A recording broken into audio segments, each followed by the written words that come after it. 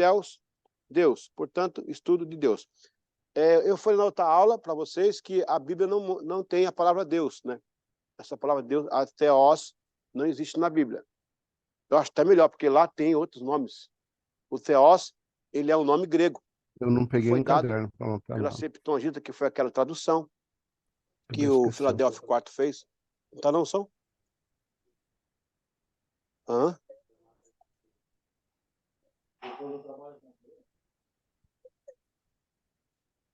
Eu pedi, é verdade, eu pedi para ele fazer isso aqui. Eu falei com o Léo, foi Léo, sobre isso? Que ele não fez isso, né? Agora, vamos usar assim mesmo. Mas está aí, a matéria está aí. Acho que Posso tem mandar? ali, amor. Ó. É o caderninho do lado. Então, como eu estava falando, então, os gregos que deram esse nome, né? Aí a Septuaginta, para fazer a escritura mais entendida, então aceitaram isso aí. Mas, na verdade, é Elohim, é o Shaddai, é Yahvé, Iá, são vários, aí é eterno, poderoso, supremo, é ele mesmo, altíssimo, tremendo, né? Poderoso, tá certo, é isso mesmo. Porque se você condicionar Deus à nomenclatura Deus, você confina ele com os outros deuses. E falando em termos mais metafísicos, se você tem um Chaminho, eu não recipiente, consigo trabalhar desse o jeito. elemento cabe no recipiente, logo, metafísica, ele é menor que o recipiente. Então Deus não cabe em lugar nenhum. Ele é maravilhoso, muito grande, supremo, eterno, poderoso. Então não se compara a nenhum outro Deus. E quando ele pede só para ele adoração, não é que ele é exclusivista ou ele seja egoísta, só quer para ele. É porque na categoria dele não tem outro Fica Deus. aí. A disputa é quando tem um semelhante. Não tem, ele é único. Então a ele toda a honra e toda a glória. Não é questão de egoísmo. Ele é o sonho e acabou. E fechou embaixo, fechou em cima. Não tem jeito, né? Amém? No entanto, por ser estudo de Deus, sua abrangência é de extrema importância, o que dá ao estudo uma responsabilidade augusta. A terminologia em si não caracteriza o peso e a profundidade que o termo nos oferece. Portanto, estudar Deus, ainda que seja inesgotável, pode nos ajudar a compreender sua obra, seu desígnio, sua ação, humanidade. Nossa tarefa é estudar, ao mesmo tempo deixar que o Espírito Santo nos conduza na melhor compreensão, pois Jesus disse, ele vos guiará em toda a verdade. Então, nós não estamos estudando Deus, na verdade, a gente vai estudar os movimentos de Deus, porque seria muito insano eu dizer que o finito explica o infinito. Não tem jeito. Eu fiz um curso chamado, eu não gosto de falar esse curso, mas mestrado em divindade. Eu acho que ninguém tem que ser mestre em divindade.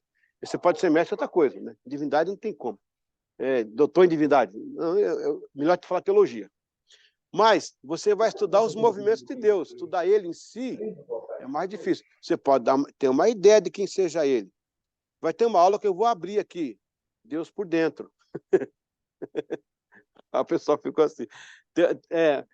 A terminologia, né, gente? Não é Deus em si. Isso é uma forma de falar. Eu vou abrir aqui uma compreensão do que seja Deus dentro dos seus atributos, porque Deus é composto de sinais internos e externos. Os sinais internos dele são 3, que são as características onis: onisciente, onipresente, né, onipotente. E os sinais externos, aí vem bondade, amor, justiça, graça. Os externos é o que ele se caracteriza, é o caráter dele, né? Os internos é onde ele emana a sua essência. A gente vai entrar um dia aí dentro. É meio complicado esse dia, mas a gente vai conseguir chegar lá, tá bom? Então, a etimologia de Deus é nessa base muito aí. interessante isso aqui, Theos, de assistir. logia, estudo de Deus. Na verdade, a palavra Theos, ela foi cunhada por Sócrates há muito tempo atrás. Ele não era cristão, né? Porque ele dista 3 séculos antes. Mas a igreja importou. É como no caso da palavra presbíterum. Presbítero não é nosso. Eclesia, igreja também não é nosso. Diácono são termos que os gregos usavam anteriormente. Para presidir uma reunião, tinha que ter um presidente, um presbíterum. Quem ia auxiliar ele seria os diáconos. E a eclesia era uma freguesia, uma chamada que o pessoal só fazia para resolver um problema de bairro, né, em questão. Então, aí, quando a igreja vem, ela importa esses termos e ela cristalizou. Hoje, falar em presbítero, tu fala de igreja, mas não é termos evangélicos, termo cristão, né? Foi adquirido depois. Vira a página aí vem a origem. Essa parte aqui é muito interessante. Embora o termo teologia seja emprestado do vocabulário grego, é amplamente abraçado pela comunidade cristã, considerando que os primeiros usos desta palavra foi empreendido por Platão. Eu falei Sócrates, né? É porque ele também comenta. Mas o Platão também fala. O Sócrates dá a ideia, o Platão ele realmente cunha a palavra, porque o Sócrates ele é antes do Platão. E depois vem o Aristóteles, que faz a tríade, né, do pensamento grego. Mas o Platão é o Platão, isso aqui pode cair em prova, tá, gente? O Platão é que vai cunhar essa palavra aí. E com o advento da Septuaginta, do século II, onde os livros do AT foram compilados para o grego. A partir de vários estudos da teologia, estabelece uma revelação de Deus para o homem. Então, na verdade, gente, a teologia,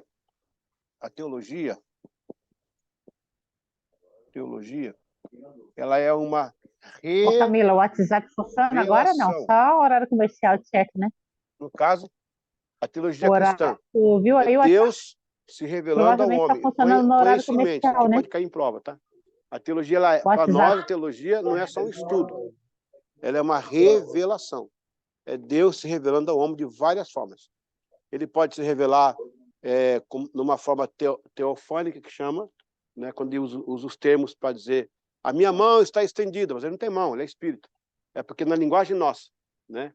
Os meus olhos estão vendo, né? Ele não tem olho, né? Mas os ouvidos atentos, ele não tem ouvido, ele é espírito. É só para entender. Chama-se teofania, né? A linguagem para você entender Deus. Ou então em formas, que é antropoformismo.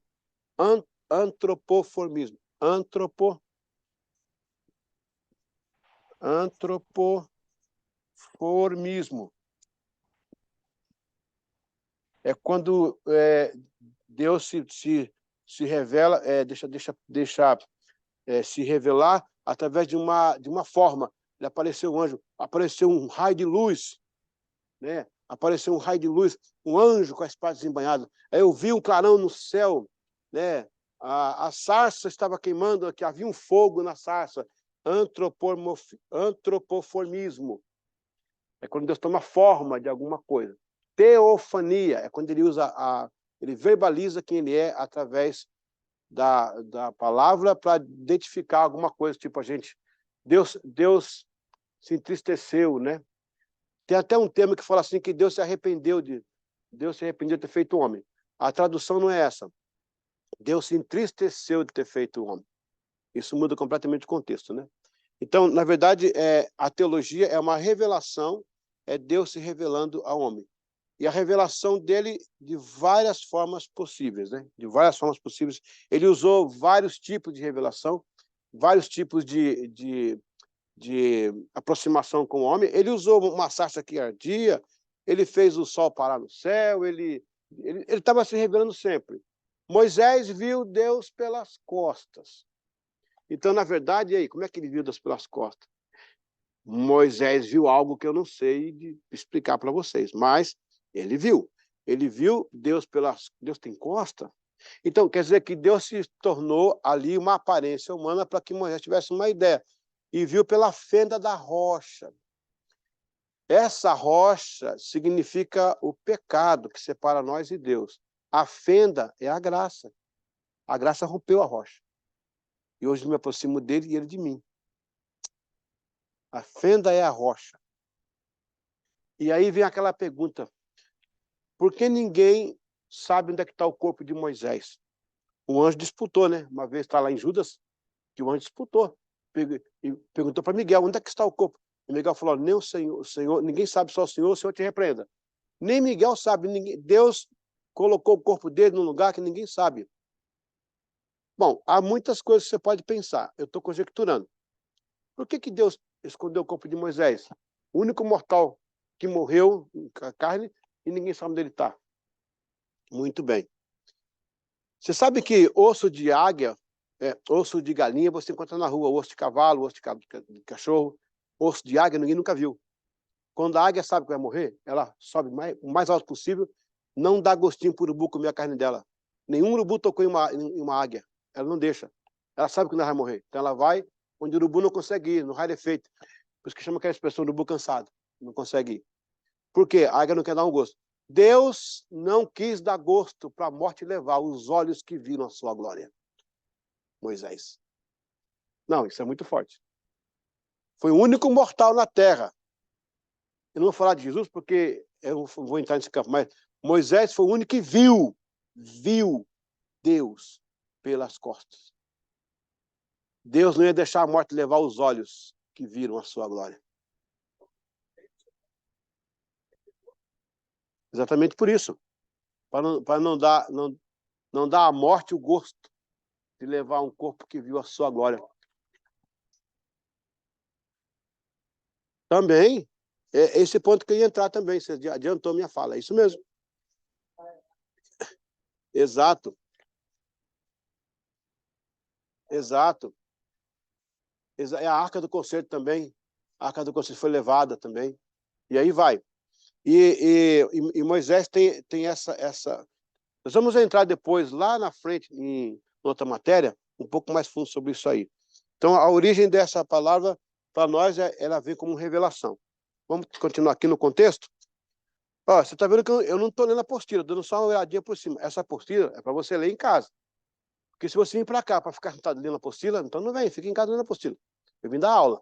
Então eu dou uma lidinha por cima aqui, eu posso pular um parágrafo. Se você achar que tem uma coisa importante que eu pulei no parágrafo, você pode falar, que a gente vai parar, e eu vou usar mais o quadro que eu puder. No contexto aqui, a teologia é sobre Deus, todavia, o centro da sua atenção é a humanidade.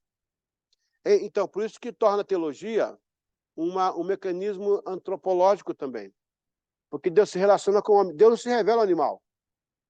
O boi não está nem aí quem é Deus. Nem o cavalo, ninguém. Deus se revela ao homem. Interessante. A teologia é elaborada no contexto da cultura humana. A teologia, especialmente em seu sentido avançado e técnico, deve relacionar os ensinos das escrituras com os dados encontrados em outras disciplinas que lidam com o mesmo assunto em questão. Não obstante ela ser abstrata, não faria sentido a teologia ser algo amplamente fictício, pois seu sentido de ser se concretiza dentro do habitat humano. Muito bem. A teologia, ao mesmo tempo que ela é palpável, palpável. Ao mesmo tempo que ela é abstrata, é um tema abstrato, mas ela é empírica. O que é o empírico? O empírico, ele aproxima o abstrato do real. Porque, por exemplo, o empirismo é uma escola que começou... se eu não me engano, Aristóteles fala alguma coisa sobre isso. Epa! O amigo está furioso, hein? O Aristóteles fala sobre isso, mas quem é o pai do empirismo? John Locke. Erasmo é... Não, John Locke, com certeza, John Locke, século XIV. O empirismo é o sensor externo e estranho. O que é externo e estranho? É empírico. A emoção que eu sinto, ela é empírica. Olha, veja bem, a emoção é abstrata, certo? Eu não consigo tocar na emoção. Mas ela me faz chorar, me faz sorrir. Né? A emoção me faz ter raiva. E a raiva, não sei se alguém trabalha com neurociência aqui, a raiva, ela transforma o sentimento em neurônios que faz uma comunicação no cérebro e se torna assim, abala o sistema nervoso, enrijece a pele, cria doença e vai para aí afora. Você vê, o empírico que eu não toco é um sensor externo e estranho. A teologia é isso aí. Ela é um sensor externo e estranho, porque eu não vejo, mas ele fala comigo. Ele me toca, ele me perdoa. Eu sinto paz, eu sinto a minha salvação em Cristo Jesus. Eu fui curado. Aleluia. Eu fui tocado. Eu fui batizado com o Espírito Santo. Como é que é isso? Onde é que está? Toca onde? Não toca, não tem, está no ar. É empírico. É o que no século XVII chamava de misticismo, que hoje a palavra misticismo ela tem uma conotação mais esotérica, né? Exótica. Esotérica, exótica? Por aí. Esotérica, né? Eu fui cantar numa igreja, a irmã falou assim, está com o nosso pastor Eliseu? Ele canta, toca, prega, ensina, ele tem um ministério exótico. Aí o pastor falou, acho que é eclético, mano. Eclético, não é exótico, não. Não tem nada exótico, não. É eclético. Então, o empirismo, né, ele é isso. Quando eu prego, por exemplo, domingo eu preguei aqui na igreja, ou quando outro pastor prega, outra pessoa prega, você chora, você sente, você agradece a Deus, louva a Deus. Tem hora que Deus te usa. Tem hora que Deus me usa, você fala, Senhor, mas por que eu, né? Eu não tenho nada para ser usado, Ele quer me usar. Entendeu? Quando faz os teatros ali, o DG faz o teatro, ele se sente aquela emoção, o pessoal trabalha a dança, mas não tem nada que eu possa pegar, eu sinto, é empírico. Então, a teologia, ela é empírica. Só que, na base do empirismo, se colocar as emoções juntas, a teologia transforma, porque ela revela Deus. E tem coisa sensorial que vai te arruinar, que vai prejudicar você. A teologia te coloca para cima, ela te levanta, ela te honra, ela revela Deus. É muito mais excelente. Por isso que a gente fala desse contexto. Então, na verdade, quando você acha que a teologia é só sobre Deus, não, é de um Deus que se relaciona com o homem. E um homem que... A Bíblia é um livro, é um romance de um homem, de um Deus procurando um homem e um homem procurando Deus. Gente, aquele encontro de Moisés com Deus lá no Sinai, ali é um romance tão lindo, porque havia 215 anos que Deus não tinha contato direto com o seu povo. O último foi com Jacó, no Vale de Jaboque. Depois, talvez José. Mas o fato é que ficou aquele tempo todo, e aquele dia Deus se arrumou no céu e falou, hoje eu vou descer. Os anjos olharam, vai ser hoje, de Moisés. E Moisés foi a criada. Moisés é de uma geração que não conheceu, né? E Moisés, quando José entrou no Egito, era o povo, era a 18ª dinastia. Moisés já era o povo Ixo. Então, ele não tinha conhecimento nenhum. Mas ele sabia que tinha um Deus em Israel, que não era igual o Deus Amon-Ra do Egito, que era um Deus invisível, era um Deus que falava, que fazia fogo sair do céu e tal. E tem as histórias que eles contavam. E Moisés, ele vivia no deserto assim, quem sabe um dia eu vou encontrar com ele. Sabe aquele negócio de romance, aquele primeiro encontro? Deus se ajeita, o céu para, ele desce no Sinai. Gente, que manhã aquela que Moisés teve, hein? Eu já fui no Sinai 3 vezes. O local onde fala que era a sarça, hoje é uma igreja lá de Santa Catarina. O nome da igreja é Santa Catarina, não da igreja? Santa Catarina. É da Santa Catarina deles lá, né? Mas eu tive ali, eu piso naquele lugar, como é que foi aquele dia aqui, né? Aquela revelação. É sempre assim, ó. A teologia é Deus se revelando. O meu desejo nesse curso é que Deus se revele a você. Eu não quero que você tenha conhecimento científico, saia daqui um acadêmico. Você saia daqui uma pessoa cheia de Deus. Falando Deus pelos poros, saindo pelos ouvidos. Deus, não. Se você cortar o braço, não sai sangue, sai Deus. Não tem mais sangue, tem Deus. Né? Todo o seu corpo, glória a Deus. Aleluia, amém? Vamos à compilação.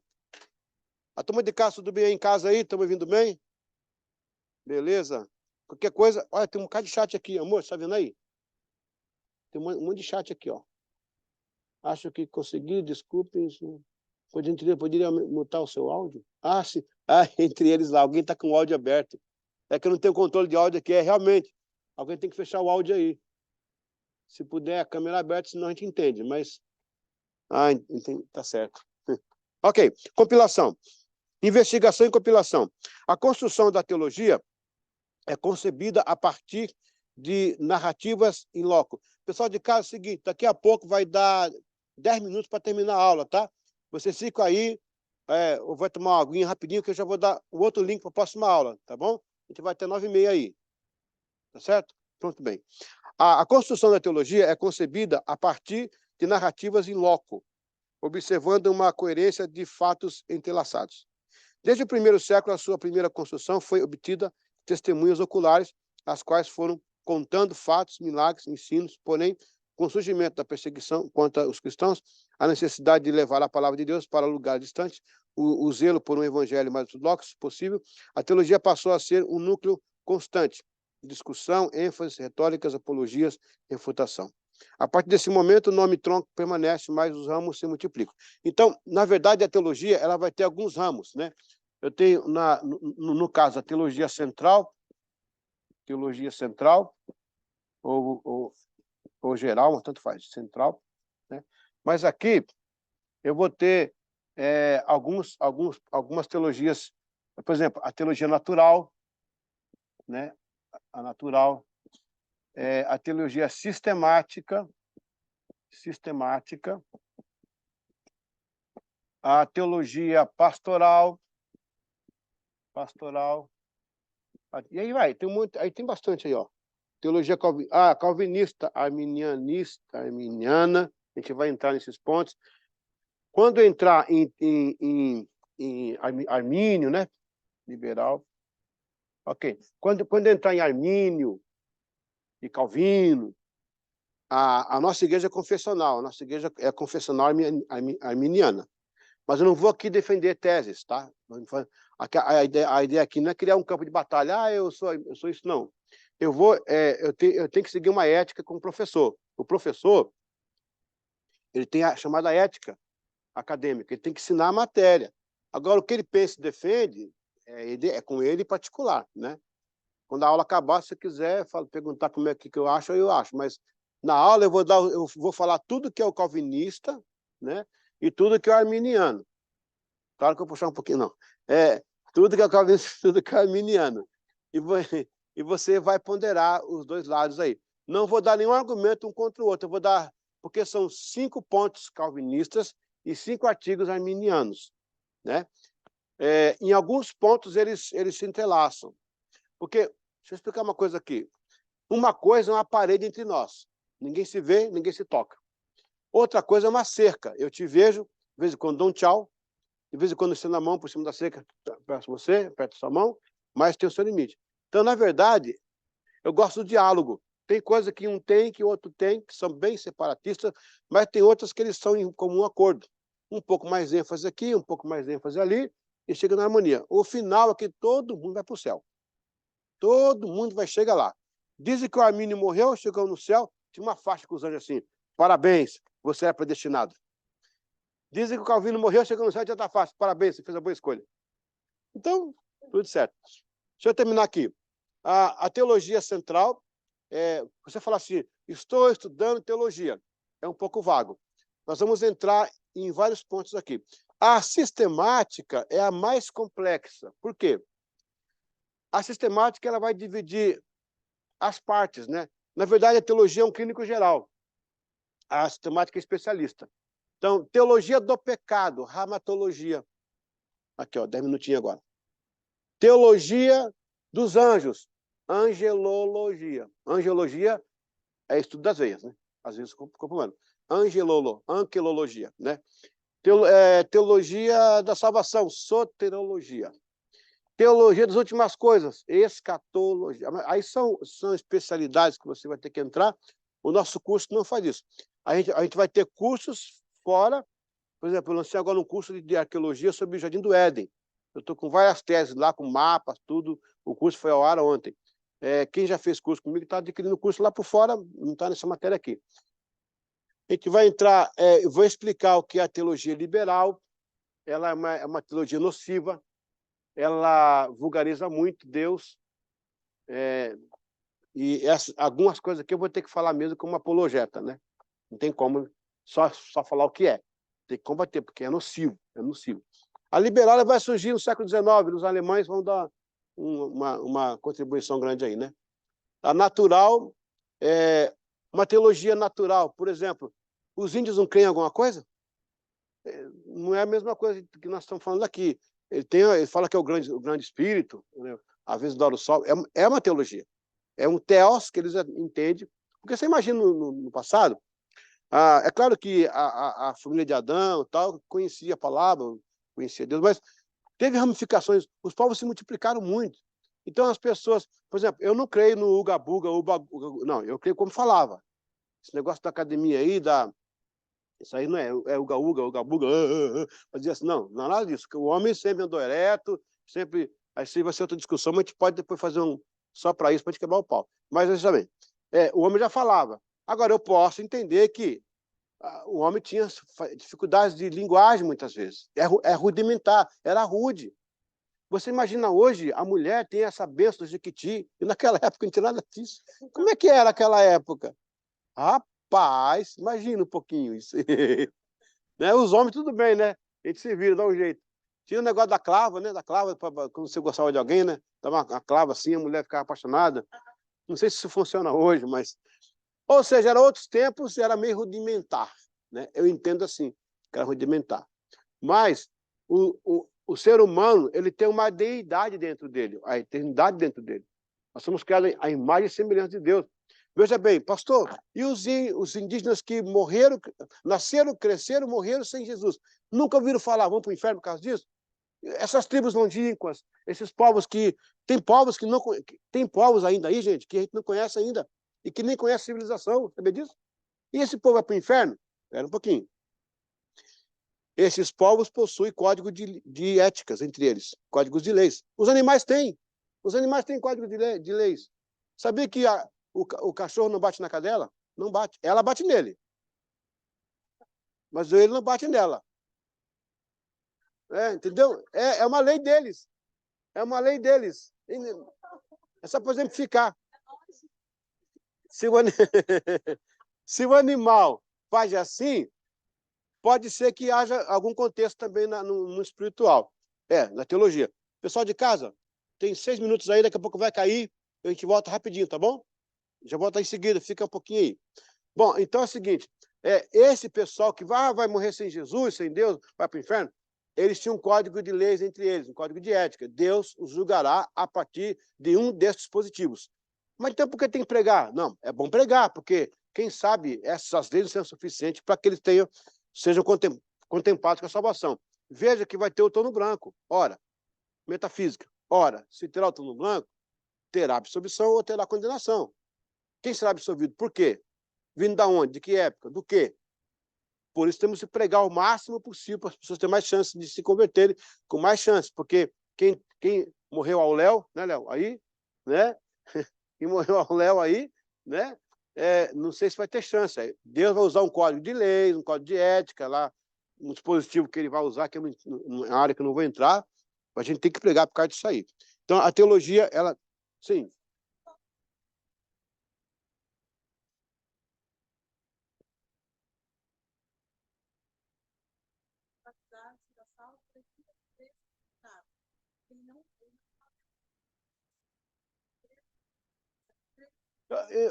Qual foi o tempo que o ladrão da cruz teve para ser batizado?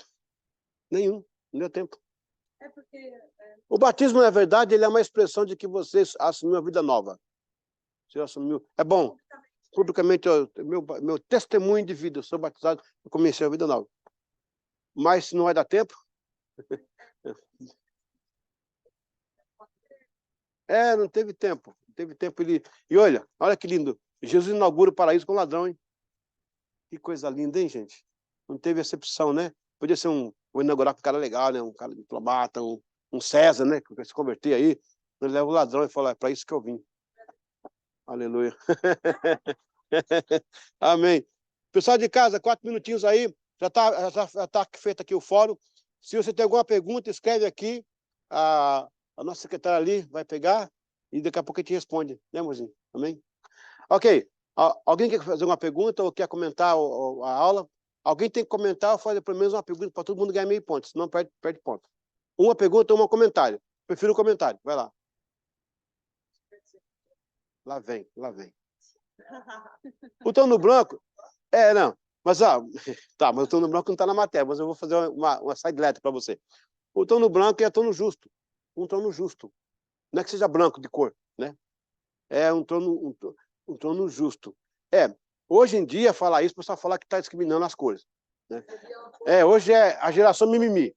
Mas é que na época que foi escrito, há 2.000 anos atrás, a ideia da justiça era uma ideia clara, branca, transparente, sem nenhum tipo de dúvida.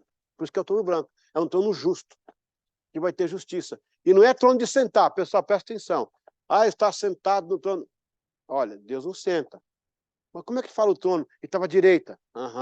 Trono é domínio, é governo. Olha a revelação. Trono é domínio, não é cadeira. Isso é a ideia romana do trono, ideia de Roma. Trono é domínio. Mas estava à direita. Por justiça. Por direito. Olha. Vocês estão aqui para aprender, né? É isso aí. Deus não tem um trono que ele senta um velho sentado no trono barbudo. Não, Deus é... Isso é a ideia de Império Romano.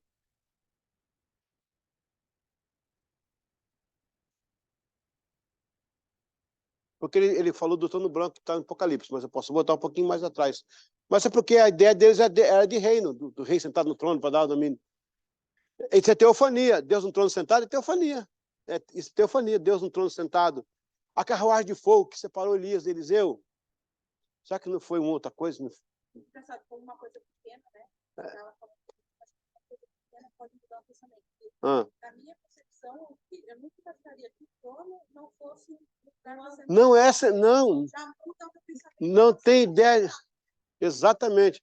Trono é o governo estabelecido, ele rege, o trono de regência, à direita de Deus, por direito, por justiça, por verdade. Porque se eu colocar Deus no trono sentado, eu limitei o assento para Deus, ele é ilimitado. Pegou? É porque é para a gente entender a ideia, alguém no trono regendo. Vai chegar no céu e aquele, né? Aqui. Eu vou correr atrás do trono, brincar. Ei, Deus, aqui está o trono. Não, isso não disse. Isso não disse. Ok? Sim.